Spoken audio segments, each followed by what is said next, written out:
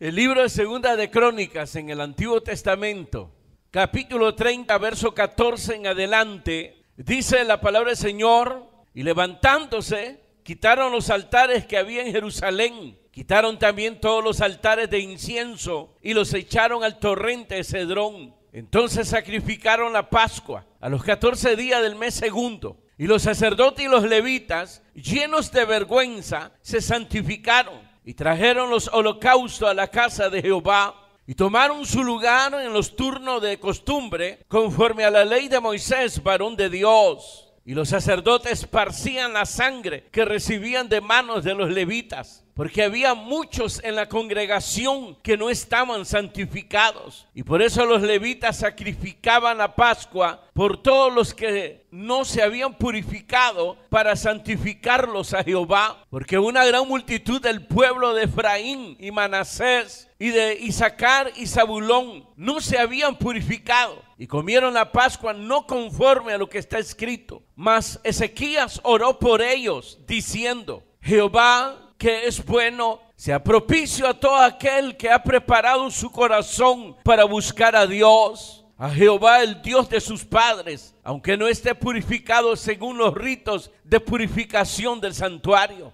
Y oyó Jehová a Ezequías y sanó al pueblo. Así los hijos de Israel que estaban en Jerusalén celebraron la fiesta solemne de los panes sin levadura por 7 días con grande gozo, y glorificaban a Jehová todos los días, los levitas y los sacerdotes, cantando con instrumentos resonantes a Jehová. Y habló Ezequías al corazón de todos los levitas, que tenían buena inteligencia en el servicio de Jehová. Verso 26: hubo entonces gran regocijo en Jerusalén, porque desde los días de Salomón, hijo de David, rey de Israel, no había habido cosa semejante en Jerusalén. Después los sacerdotes y levitas, puestos en pie, bendijeron al pueblo, y la voz de ellos fue oída, y su oración llegó a la habitación de su santuario, al cielo. Hechas todas estas cosas, todos los que Israel que habían estado ahí salieron por la ciudad de Judá, y quebraron las estatuas, y destruyeron las imágenes de acera, y derribaron los lugares altos y los altares por toda Judá y Benjamín, y también en Efraín y Manasés, hasta acabarlo todo. Después se volvieron todos los hijos de Israel a sus ciudades, cada uno a su posesión. Amén. Esto que hemos leído, hermanos, habíamos hablado de el nuevo rey de Judá, Ezequías, la cual había restaurado, hermanos, la casa de Dios, había restaurado el culto a Dios y se había dispuesto a celebrar la Pascua. Tenían mucho tiempo de no celebrarlo a causa de los reyes que se habían alejado de Dios. Ahora hemos llegado a la fiesta de la Pascua, a la celebración. Dice que lo hicieron el segundo mes, no lo pudieron hacer en el primer mes a causa pues que no habían suficientes servidores, es decir, sacerdotes y levitas. Mayormente sacerdotes eran pocos. Eso lo habíamos estudiado, pero que en el transcurso de la celebración pues comenzaron a añadirse más sacerdotes. Dice ahí más adelante que tuvieron vergüenza, hermano, otros sacerdotes se santificaron para poder participar en la celebración, dar basto, hermanos, a poder, hermanos, cumplir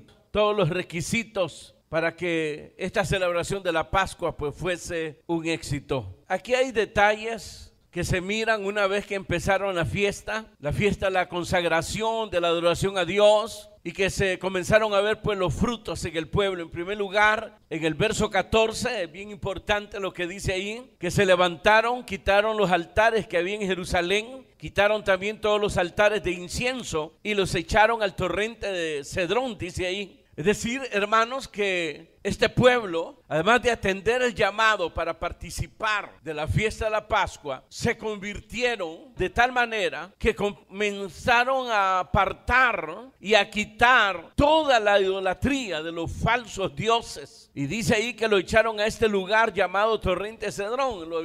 Era un lugar que había sido o estaba siendo ocupado como basurero. Según la historia, más adelante lo ocuparon para sepultar, pero en ese momento, hermano, era como un basurero. Y ellos, al despojarse de los dioses, de los falsos dioses, de los ídolos, hermanos, lo que hicieron fue quebrarlos y lo fueron a tirar a ese lugar. Es una muestra, hermanos, que se habían santificado. Acuérdense que santificar significa que se apartaron, en este caso, de la idolatría para, hermanos, volverse a Dios. Santidad significa ser apartado, en este caso para Dios. Otro detalle fue, hermano, a la atención del pueblo para celebrar la Pascua. De tal manera que dice ahí el verso 15, por ejemplo, que cuando comenzaron a sacrificar la Pascua, los sacerdotes y levitas, llenos de vergüenza, se santificaron y trajeron los holocaustos a la casa de Jehová. Esto fue increíble, hermano. El llamado que hizo Ezequías a través de sus siervos, los sacerdotes y los levitas, incluyendo los hermanos, a los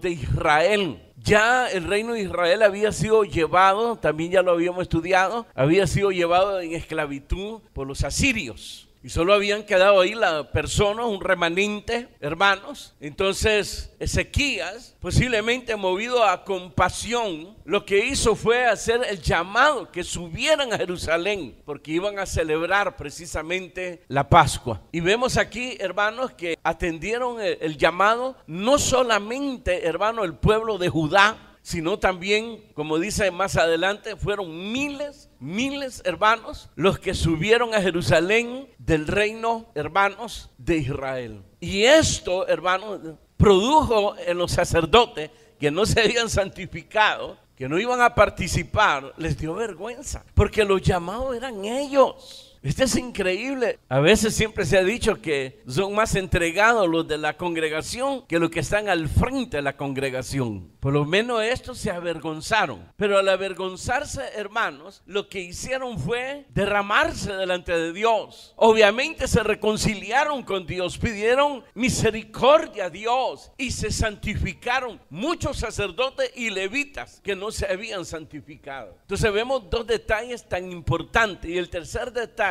hermano, es lo que se menciona en el verso 26. Hubo entonces gran regocijo en Jerusalén, porque desde los días de Salomón, hijo de David, rey de Israel, no había habido cosa semejante en Jerusalén. ¿Qué le parece eso? Ya lo vamos a estudiar, pero es increíble. De rey Salomón al rey Ezequías, es decir, en este tiempo que se estaba celebrando la Pascua, habían pasado aproximadamente 200 años. Estamos hablando de 2 siglos. 2 siglos. Sí, hermanos, la apostasía tanto de Judá como de Israel, hermanos, habían caído en la maldad, en la idolatría, una apostasía tremendo, pero Dios en su misericordia, como dijimos, siempre dejó su testimonio y siempre levantó hombres, ya sea profetas, sacerdotes o los mismos reyes. El caso de Ezequías, hermanos, que hermanos vinieron a ser lámpara para que el pueblo saliera de las tinieblas, de la idolatría, de la maldad, y se volvieran al Dios de sus padres. Da gloria a Dios. Entonces, hermanos, diríamos la vida práctica del creyente que llevará al éxito espiritual. Fíjense que aunque aquí se menciona de que esta celebración de la Pascua vino a ser incomparable a las anteriores, después de, por supuesto, cuando se inauguró el templo con el rey Salomón, pero dice que esto fue grandísimo, pero no estuvo allí el éxito. El éxito estuvo, hermanos, cuando se esperó la respuesta de Dios en el santuario. Y dice ahí que hubo respuesta, hermanos, en el santuario, de tal manera que los sacerdotes y levitas bendijeron al pueblo, y el pueblo se fue, hermanos, a sus lugares. Y otro detalle importante en el capítulo 31, verso 1, que lo leí ahí, hermanos, fue que en su regreso los israelitas, en su paso, iban destruyendo todos los altares, hermanos, que podían haber quedado, porque siempre quedaban altares. Usted va a ver, hermano, en Reyes Buenos, pero que todavía se sacrificaba en lugares altos. Todavía habían lugares donde había gente, hermano, que no quiso dejar su idolatría. Pues esto en el camino, en su regreso, hermano,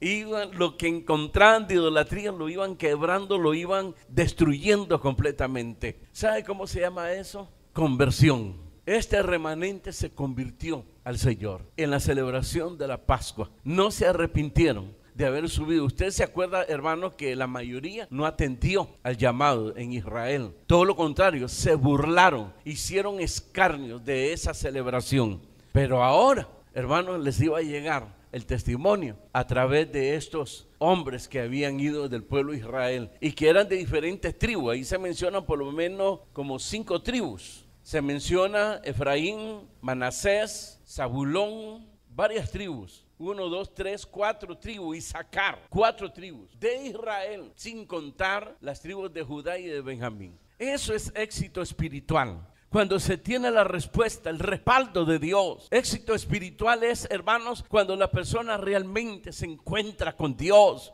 cuando es recibido por Dios. Ese es un éxito espiritual.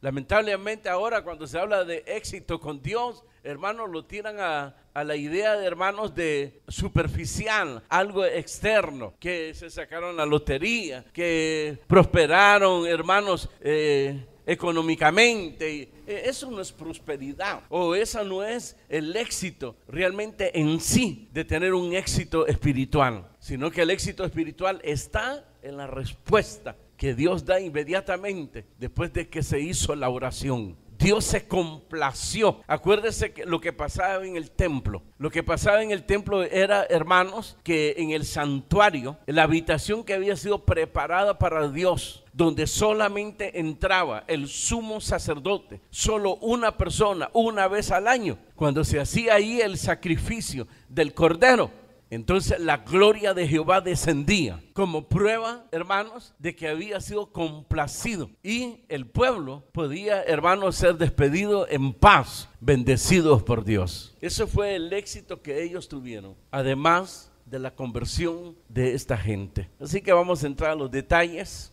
Verso 26, ¿qué dice? Hubo entonces gran regocijo en Jerusalén, porque desde los días de Salomón, hijo de David, rey de Israel, no había habido cosa semejante en Jerusalén. 200 años después, es decir, si hubo una fiesta como esta, solamente sucedió con Salomón.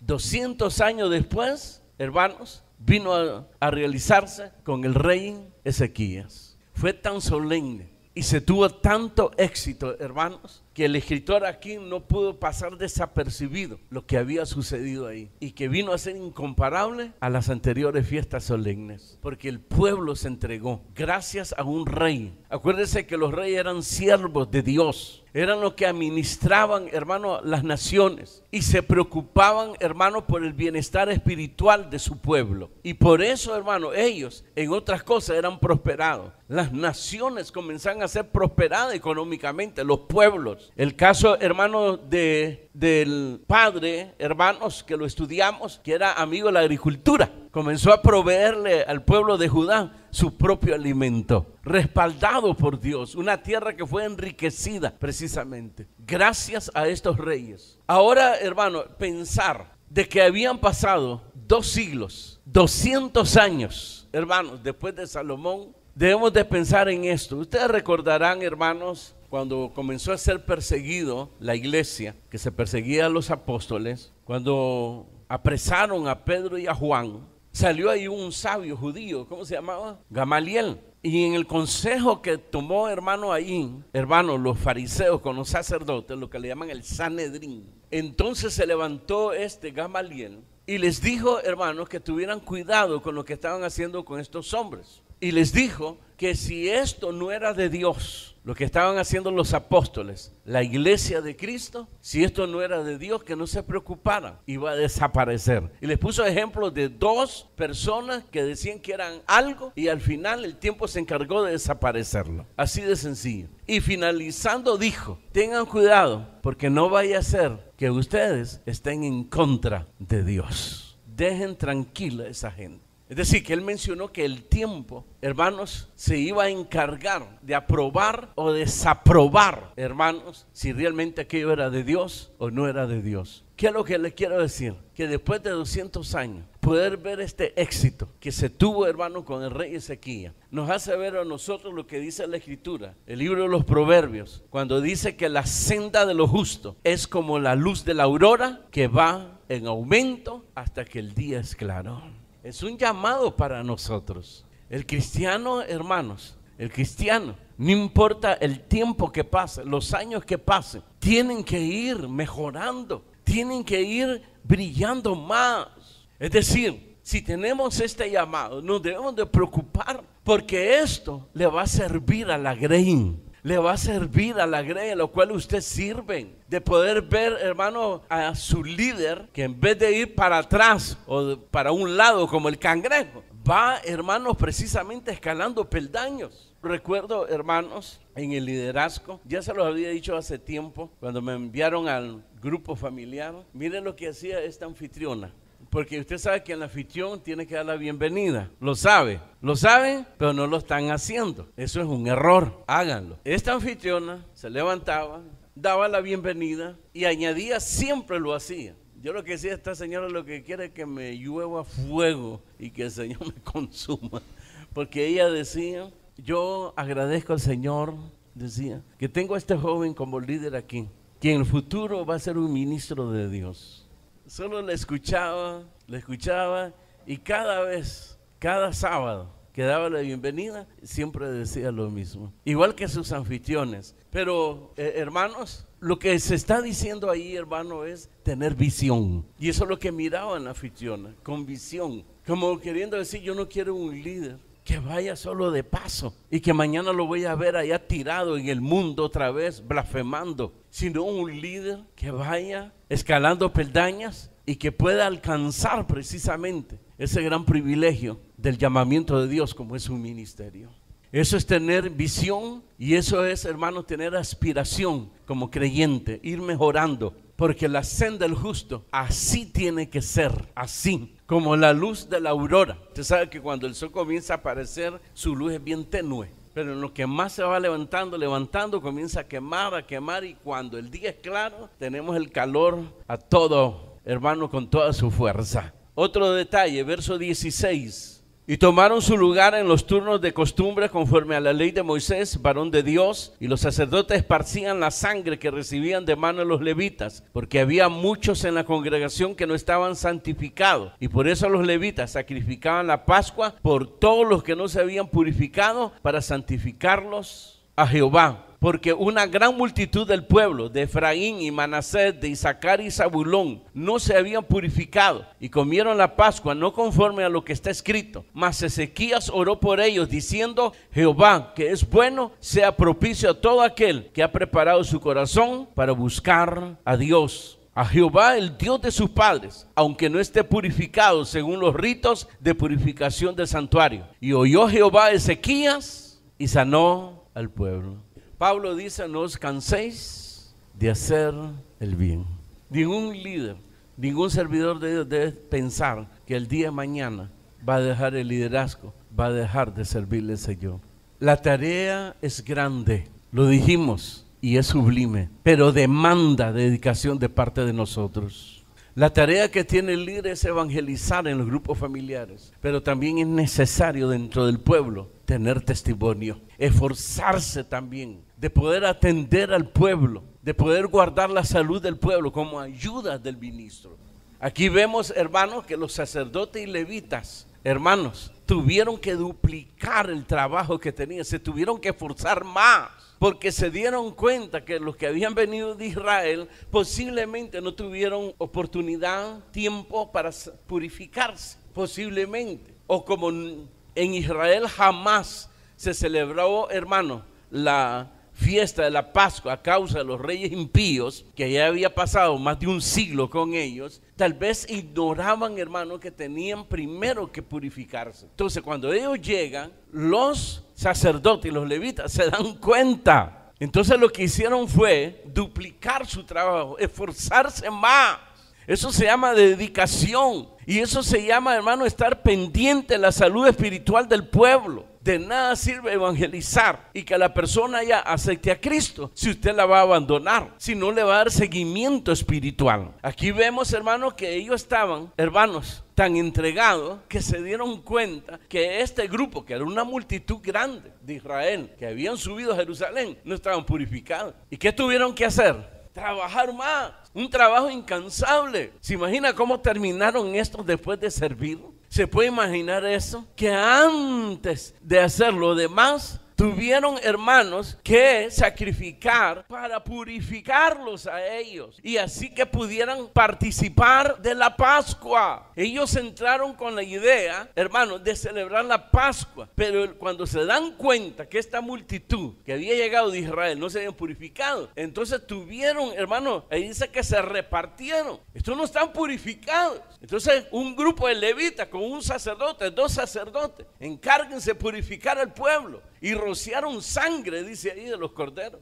Eso se le llama sacrificio de paz, porque primero era el sacrificio de paz. ¿Qué significa sacrificio de paz? La reconciliación con Dios. Estos no estaban reconciliados con Dios, no estaban purificados. Hermanos, se preocuparon para poder, hermanos, que estos participaran. Obviamente se lo fueron a decir al rey. Le fueron a decir, mira, nos vamos a esforzar más, pero ya el pueblo ya está aquí. ¿Cómo se les va a decir, miren, ustedes no van a participar? Si caminaron, hermanos, cuántos días para llegar a ese lugar. Y para decirles ahora que no pueden participar de la Pascua, no se puede. Aquí lo que toca es, vamos a sacrificar, sacrificio de paz, para que ellos sean purificados y así participen también de la Pascua.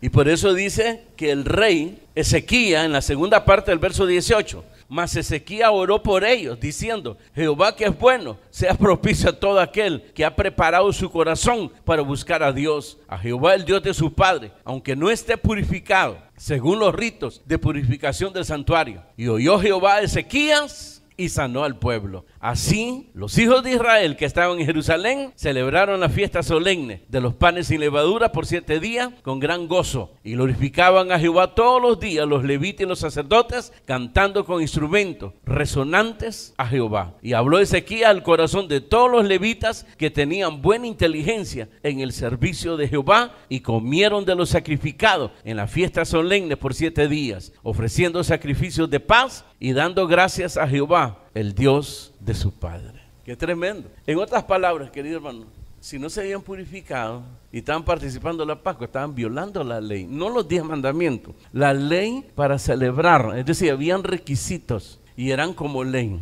que el que iba a celebrar la Pascua tenía que purificarse. Aún el que tocaba, hermanos, un muerto no podía participar. Eran bien estrictos la ley, para que aquellos hermanos, aquella fiesta realmente en oración llegara hasta los cielos y que de verdad, hermanos, se tuviera el éxito que se esperaba, que el Señor llenara el santuario con su gloria, con su presencia. Creo que al final eso es lo que anhelamos nosotros, ¿sí o no? Entonces hay que purificarse. Uno hay que purificarse, hermanos, pidiéndole perdón al Señor, reconciliarse con Dios. Antes de levantar las manos y adorar al Señor y participar del culto, hay que purificarse. Y para purificarse se hace de esa manera. ¿Se recuerda que cuando venían se ponían de rodillas y oraban? Ahora solo se vienen a sentar de un solo. Pero Dios ha sido tan misericordioso, hermanos, que ha pasado por alto esa ignorancia, no queriendo que ninguno perezca, sino que todos procedan al arrepentimiento. Arrepentidos, impíos. Pues sí, el impío es el que no es piadoso, que ha dejado la piedad. Verso 18, que es, hermanos, la oración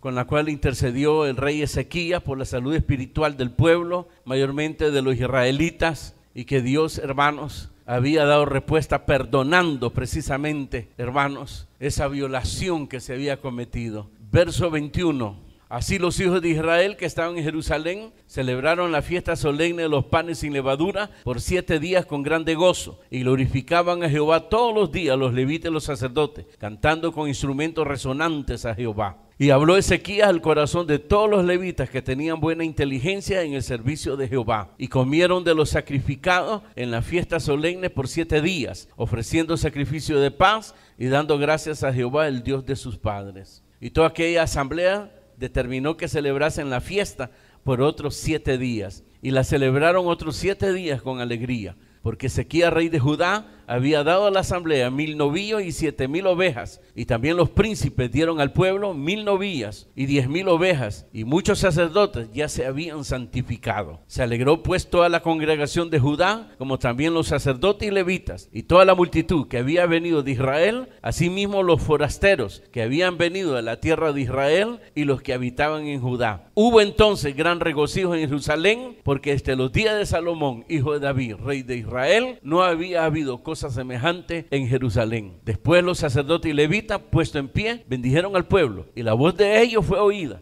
y su oración llegó a la habitación de su santuario, al cielo. Estamos hablando los resultados, el éxito, hermanos, que tuvo precisamente el rey Ezequías con sus siervos, los sacerdotes, levitas, los príncipes, hermanos, de que en el santuario, hermanos, descendió la gloria de Dios, la presencia de Dios, aprobando que fue agradable, olor grato de vida delante de su presencia, lo que se había hecho. Y de ahí pues el capítulo 31, en su regreso a Israel, fueron terminando, hermano, con toda la idolatría que iban ahí encontrando.